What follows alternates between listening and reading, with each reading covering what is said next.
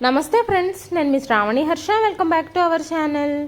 ఇవాళ మన కథ ఉగాది కథల పోటీలో ప్రథమ బహుమతి పొందిన కథ. కథ పేరు అమ్మ నిర్ణయం. రచించిన వారు రాయప్రోలు లలిత గారు. కథని చివరి వరకు వినండి. నచ్చితే లైక్ చేయండి. ఈ కథ పైన మీ విలువైన స్పందనని కామెంట్ రూపంలో మాకు తెలియజేయండి.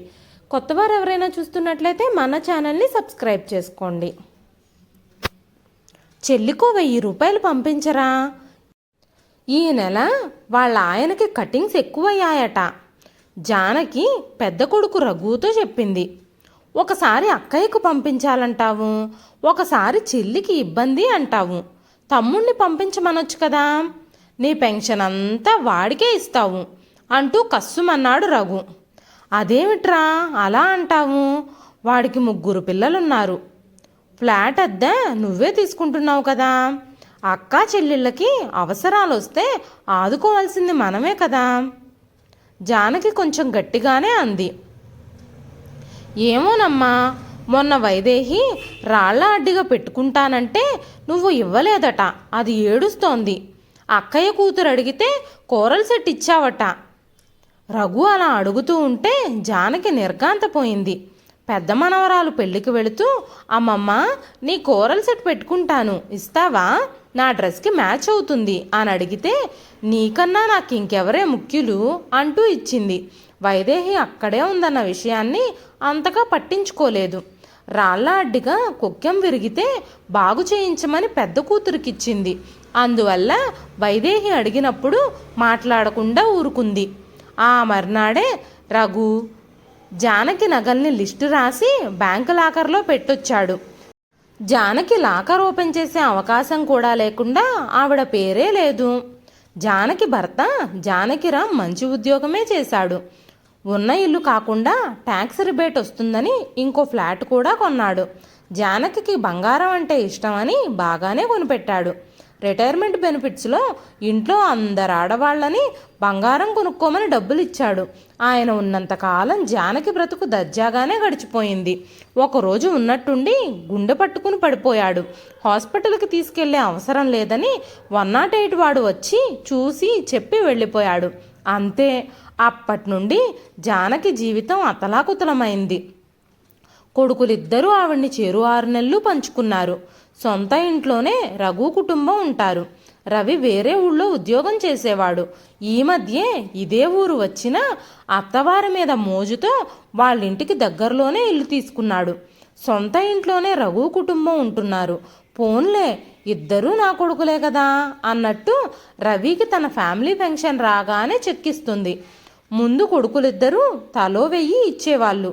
నీకేం ఖర్చులుంటాయి, అన్నీ మేమే పెడతాం కదా అని 1000 కాస్త 500 అయ్యి చివరికి ఇప్పుడు అడిగితే కానీ 10 రూపాయలు కూడా ఇవ్వరు. కూతుళ్ళిద్దరికీ ఏడాదికోసారి సంక్రాంతికి పసుపు కుంకం ఇవ్వాలంటే ఒక చీర కొనే అవకాశమూ లేదు. తనకి ఎవరైనా చీరలు పెడితే వాటినే కూతుళ్లకు చలిమిడితో పాటు ఇప్పిస్తుంది. దానికి కూడా రాద్ధాంతం జరగాల్సిందే. జానకి ఇంట్లో చాకిరి మొత్తం చెయ్యాలి.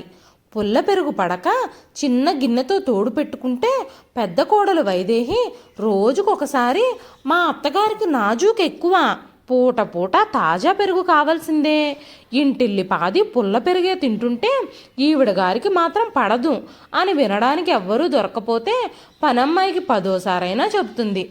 జానకి తన చిన్నతనం గుర్తొస్తుంది. జానకి తల్లి 2 పూట్ల తియ్యటి మీగడ పెరుగు వేసి అన్నం ముద్దలు పెట్టేది. వేసవి వస్తే ఇట్టే పుల్లబడిపోతుందని ఫ్రిడ్జులు లేని కాలం కనుక కొత్త చీపురు పుల్లని పెరుగులో ముంచి పాలు తోడు పెట్టేది. పెళ్ళయ్యాక జానకి తన భర్త జానకిరామ్కి కూడా తియ్యటి పెరిగే అలవాటు చేసింది. ఇక చిన్న కొడుకింట్లో జానకి వంటింటి ప్రవేశం నిషిద్ధం.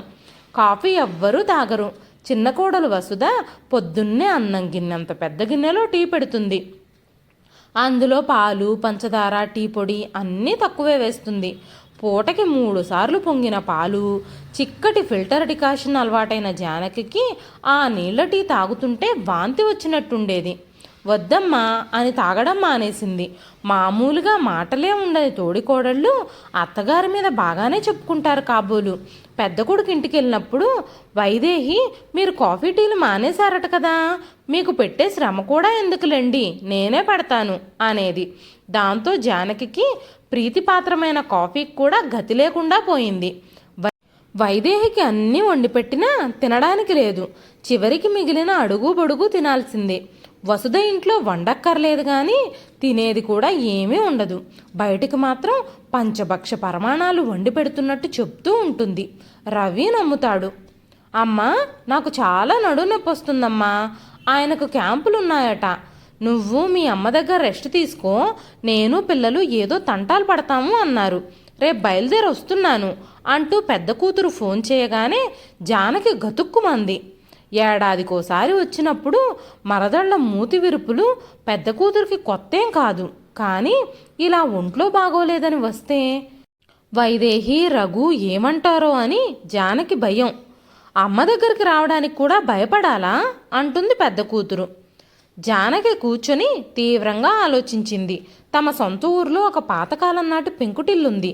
జానకి వాళ్ళ తాతగారు ఆయన తమ్ముడు కలిసి కట్టుకున్నారు. చిన్న తాతగారికి ఒక్కతే కూతురు, భర్త లేడు. ఆమెకు కూడా ఒక్కతే కూతురు, భర్త పెళ్ళైన నెలకే వదిలిపెట్టి వెళ్ళిపోయాడు. ఆ అమ్మాయి అదే ఊర్లో ఎలిమెంటరీ స్కూల్ టీచర్గా పనిచేస్తుంది. తల్లి కూతురు ఆ ఇంట్లోనే ఉంటారు. జానకి తాతగారి వాటా వాళ్లకే వదిలిపెట్టేశారు. జానకిరామ్తో కులాసాగా కాపురం చేస్తున్నప్పుడు ఈ విషయాలు తెలిసినా జాలిపడ్డం తప్ప ఇంకేం చేయలేదు. ఈ పరిస్థితుల్లో ఆ ఊరికి వెళ్ళి కొన్నాళ్ళు ఉండొస్తానని కొడుకులకు చెప్పి పెద్దమ్మాయిని కూడా అక్కడికే పిలిపించుకుంటే బాగుంటుందని జానకి నిశ్చయించుకుంది. రఘు, నేను తాతగారి ఊరికి వెళ్ళి మా అత్తయ్య దగ్గర కొన్నాళ్ళు ఉండొస్తాను, రఘు ఆఫీస్ నుంచి రాగానే చెప్పింది జానకి. ఆ ఊళ్ళో ఎవరున్నారు? మీ అత్తయ్య అంటే నల్లగా పొట్టిగా ఉంటుంది, ఆవిడేనా? రఘు మొహం చిట్లించాడు. జానకి వాళ్ళ అత్తయ్య మనిషి బాగుండదు, కానీ మనసు మాత్రం వెన్న. రఘు మాటలకి కోపం వచ్చినా తమాయించుకొని, అవును ఆవిడే, ఈ మధ్య ఒంట్లో బాగుండడం లేదట, నాకు తెలిసిన వాళ్ళు చెప్పారు అంది. ఎల్టీసీ మీద ఊళ్ళు తిరిగి రావాలని, జానకి పేరు మీద వాళ్ళ అమ్మని తీసుకెళ్లాలని వైదేహి ఒక్కటే పోరు పెడుతోంది. తమ్ముడింటికి పంపిద్దామంటే మరదలు ఒప్పుకోదు. నెల క్రితమే అక్కడి నుంచి వచ్చింది. పిల్లాడికి సెలవులు కూడా ఇచ్చారు కనుక టూర్ వెళ్ళడానికి ఇదే మంచి సమయం. ఇప్పుడు తల్లే ఊరు వెళతాననేటప్పటికీ కలిగిన ఆనందాన్ని పైకి కనిపించనీయకుండా సరే నీ ఇష్టం అన్నాడు తప్ప టిక్కెట్కి డబ్బులు కావాలా అని కూడా అడగలేదు. జానకిరామ్తో పాటు పనిచేసిన ఒక ఆయన వచ్చి పాత ఏరియర్స్ శాంక్షన్ అయ్యాయి అని చెప్పిన మాట జానకికి సడన్గా గుర్తుకొచ్చింది. రఘు ఆఫీస్కి వెళ్ళగానే వంట పూర్తి చేసి బ్యాగ్ సర్దుకొని కోడలికి ఇలా ఊరు వెళుతున్నాను అని చెప్పింది జానకి. టైం 11 దాటుతున్నా కనీసం అన్నం తిని వెళ్ళండి అని చెప్పే సంస్కారం కూడా లేని వైదేహి తలాడించింది. టీవీ సీరియల్లో మునిగిపోయింది. జానకి తిన్నగా జానకిరామ్ ఫ్రెండింటికి వెళ్ళి చెక్కిస్తాను, ఎరియర్స్ డబ్బు అప్పుగా ఇమ్మని అడిగింది. ఆయన ఏ విధమైన ప్రశ్నలు వేయకుండా జానకితో పాటు బయటికొచ్చి ఏటీఎంలో డ్రా చేసి ఇచ్చాడు. ఏ ఊరు వెళ్లాలో కనుక్కొని బస్టాండ్లో దింపి టికెట్ కొనుక్కొని వచ్చాడు. ఆయన మొబైల్ నుండే పెద్ద కూతురికి ఫోన్ చేసి ఓబలంక గ్రామానికే రమ్మని చెప్పింది. రాత్రి అవుతుంటే అమలాపురంలో దిగి బస్సు మారి ఓబలంకకి జానకి చేరేసరికి వాళ్ళత్తయ్య కాంతం సందు చివర్లో నిలబడి ఎదురు చూస్తోంది. అక్కడికి దగ్గరలోనే ఉంటున్న జానకి పెద్ద కూతురు సౌమ్య కూడా కాసేపట్లో రానే వచ్చింది. కాంతం ఉంటున్న ఇల్లు 2 గదులు, ఒక వంటిల్లు ఉన్న పెంకుటిల్లు, విశాలమైన పెరడు. ముందు వైపు అన్ని పూల చెట్లు, మల్లెంట్లు, గులాబీలు, నందివర్ధనం, గరుడవర్ధనం, పారిజాతం చెట్టుతో పాటు జూకా మందారం, రేకు మందారం, ముద్ద మందారం అన్ని రంగులు విరగబూసున్నాయి. ఈశాన్య మూలగా పెద్ద బావి ఉంది. వెనకాతల 2 పోర్షన్లకి విడివిడిగా స్నానాల గదులున్నాయి. వాటిల్లో వాడిన నీరు తిన్నగా అరటి చెట్లలోకి వెళుతుంది. వర్షాకాలంలో ఇంట్లోకి మట్టి బురద రాకుండా అక్కడక్కడ నాపరాళ్ళు వేశారు తప్ప మొత్తం గచ్చు చేయలేదు. పనస, మామిడి, సపోటా, జామ చెట్లు ఉండడం వల్ల చల్లటి గాలికి కొదవలేదు. సిమెంట్ తొట్టిలోని నీళ్లతో జానకి, సౌమ్య స్నానం చేసి వచ్చేసరికి కాంతం కూతురు ప్రమీల వంట పూర్తి చేసి లేత అరిటాకుల్లో వేడివేడి దంపుడు బియ్యపన్నం, కందిపొడి, పళ్ళ గోంగూర, లేత దొండకాయలు కాయలు కాయలుగా కూర, చారు, గడ్డ పెరుగు, కమ్మని నెయ్యితో భోజనం వడ్డించింది. ఇంటిపక్క ఖాళీ స్థలంలో 2 గేదెల్ని పెంచుతున్నారట. వాళ్ళ భోజనాలు కూడా అయ్యాక వంటిల్లు కడిగేసి మధ్యగది ఊడ్చి 4 బొంతలు పరిచింది ప్రమీల. కాంతం తన చిన్నప్పటి కబుర్లు చెబుతూ ఉంటే జానకిరాం పోయాక మొదటిసారిగా కడుపు నిండా తిన్న జానకి ఊకొడుతూనే నిద్రలోకి జారుకుంది. తెల్లవారుతుండగా పక్షుల కిలకిరా రావాలకి మెలకు వచ్చిన జానకి పెరటి తలుపు తీసుకొని బయటకు వచ్చింది. ప్రమీల ముందు వైపు చిమ్మి పేడ నీళ్లు చల్లి మెలికల ముగ్గు పెట్టి వెనకాతల ఊడుస్తోంది. కమ్మని డికాషన్ వాసన గాలంతా వ్యాపిస్తే కాఫీకి ముఖం వాచిన జానకి తనివి తీరా ఆ గాలిని ఆస్వాదించింది. పక్కన స్థలంలో ఉన్న గేదెల దగ్గరికి వెళ్ళి ఇత్తడి బిందె నిండా పాలు పితుక్కుని వచ్చిన కాంతం జానకిని చూసి చిరునవ్వు నవ్వి, మొహం కడుక్కోవే, పితికిన గేదె పాల కాఫీ తాగుదూ గాని, అయినా మీ పట్నం నాజూకులు వేరనుకో అంది. ఏం పట్నమో ఏమోలే అత్తయ్య, సరైన కాఫీకి కూడా నోచుకోలేదు. జానకి కళ్ళల్లో తిరిగిన నీళ్లు కనిపించకుండా తల పక్కకి తిప్పుకుంది. వయసులో అనుభవంలో పెద్దదైన కాంతం ఏదో విషయం ఉందని గ్రహించి మాట్లాడకుండా పాలు పొంగించి తగిన పంచదార వేసి స్ట్రాంగ్గా కాఫీ కలిపి పెద్ద గ్లాసులో అందించింది. ఈ లోపే లేచిన సౌమ్య కూడా మొహం కడుక్కుని వచ్చి కాంతం అందించిన కాఫీ తాగుతూ తండ్రి పోయాక తల్లి పడుతున్న కష్టాలు ఏకరువు పెట్టింది. జానకి కళ్ళొత్తుకుంటూ కూర్చుంది తప్ప నోరిప్పి ఏం మాట్లాడలేదు. అక్కడే ఉన్న ప్రమీల, వదిన, అన్నయ్య గారి ఫంక్షను 2 ఇళ్ళు పెట్టుకుని నువ్వు ఇలా బాధపడ్డం నాకు నచ్చలేదు. అమ్మ ఎప్పుడూ నీ గురించి, మీ దర్జా గురించి చెప్తూ ఉండేది. నా పెళ్ళికి నువ్విచ్చిన వెండి పంచపాళి నాకెంత ఇష్టమో జాగ్రత్తగా దాచుకున్నాను. పూజలప్పుడు తీసి వాడి మళ్ళీ దాచిపెడతాను అంది. చూడు జానకి, నీకిద్దరు కొడుకులు 2 కూతుళ్ళు ఉన్నారని, మీ ఆయన బంగారంలో నిన్ను ముంచెత్తాడని విని ఆనందపడ్డాను. నీ కొడుకులు కోడళ్ళు నిన్నిలా ఇబ్బంది పెడుతున్నారన్న మాటకి నాకు చాలా బాధగా ఉంది. జానకిరాం ఫంక్షన్ వస్తుంది కదా, ఈ చిన్న ఊళ్ళో అదే చాలు. నీకు అభ్యంతరం లేకపోతే పక్క పోషణలో ఉండు. అది మీ తాతగారిదేగా. మొన్నటిదాకా 2 దంపతులు ఉండేవారు. ఆవిడ సడన్గా చనిపోయేసరికి కొడుకొచ్చి తండ్రిని దుబాయ్ పట్టుకెళ్ళిపోయాడు. పల్లెటూళ్ళలో ఉండాలని ముచ్చట కొద్దీ 2 పట్నం నుండి వచ్చారు. మంచి స్థలం కొని ఇల్లు కట్టుకుందామని అనుకునేలోపు ఆవిడ అలా వెళ్ళిపోయింది. మా దగ్గరే ఉండొచ్చు, కానీ నీకు కూతుళ్ళు మనవళ్ళు వస్తే స్వతంత్రం ఉండాలి కదా. కాంతం చెప్పడం ముగించింది. జానకి ఆలోచనలో పడింది. అమ్మా, నువ్వు పడుతున్న ఇబ్బందుల గురించి ఒకసారి మా ఆయనతో చెప్పి మనమే అమ్మను చూసుకుందామంటే, మా ఆయన మీ తమ్ముళ్ళు ఉన్నారు కదా, మనం ఎందుకు చూడాలి? ఆస్తులన్నీ వాళ్ళకే ఇచ్చారు కదా, ఆ మాత్రం చూసుకోలేరా అని అన్నారు. నేను ఇంకేం మాట్లాడగలను? మా అత్తగారు మామగారి బాగోగులన్నీ మా మరిది ఈయనే చూసుకుంటారు. మా ఆడబడుచుల ఇంటికి మా అత్తగారు మామయ్య గారు ఎప్పుడైనా చుట్టం చూపుగా వెళ్ళొస్తారు. సౌమ్య తన ఇబ్బందులు చెప్పింది. ఎల్లుండే ఉగాది వదినా, నువ్వు ఉండిపో, అన్ని ఏర్పాట్లు నేను చేస్తాను. మా ఇంట్లోనే బోలెడు వంట సామాను పడుంది. గ్యాస్ ఏజెన్సీ వాడు మా స్టూడెంట్. రేపీ పాటికల్లా గ్యాస్ బండ స్టవ్వు తెచ్చి పడేస్తాడు. ప్రమీల ఉత్సాహంగా అంది. జానకి అంగీకార సూచకంగా తలాడించింది.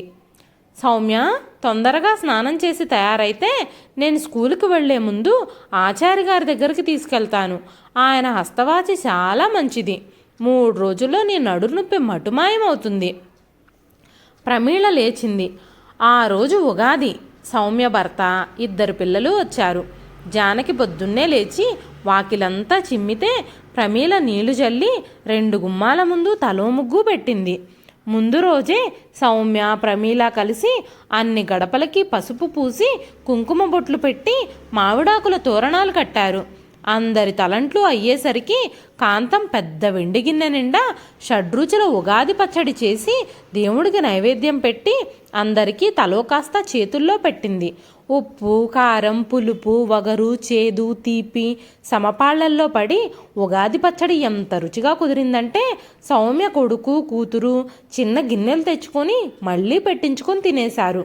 11 గంటలకల్లా జానకి, కాంతం కలిసి గుత్తి వంకాయల మెంతికారం కూర, బంగాళాదుంపల వేపుడు, కొబ్బరి, మామిడి పచ్చడి, గోంగూర పచ్చడి, వేయించి వండిన పప్పు, ముక్కల పులుసు, బొబ్బట్లు, సేమ్యా పాయసం, పులిహోర, బజ్జీలు తయారు చేశారు. పెరట్లో ఉన్న అరటి చెట్టు ఆకులు కోసుకొచ్చి వరసగా వేసి సౌమ్య, ప్రమీల వడ్డన్లు చేశారు. కాంతాన్ని, జానకిని కూడా బలవంతంగా భోజనానికి కూర్చోబెట్టారు. స్వతహాగా భోజన ప్రియుడైన సౌమ్య వాళ్ళ ఆయన శేఖర్ ఆస్వాదిస్తూ తింటూ, అత్తయ్య గారు, మామయ్య గారు పోయాక మళ్ళీ ఇప్పుడే మీ వంట పాకాన పడింది అనేశాడు.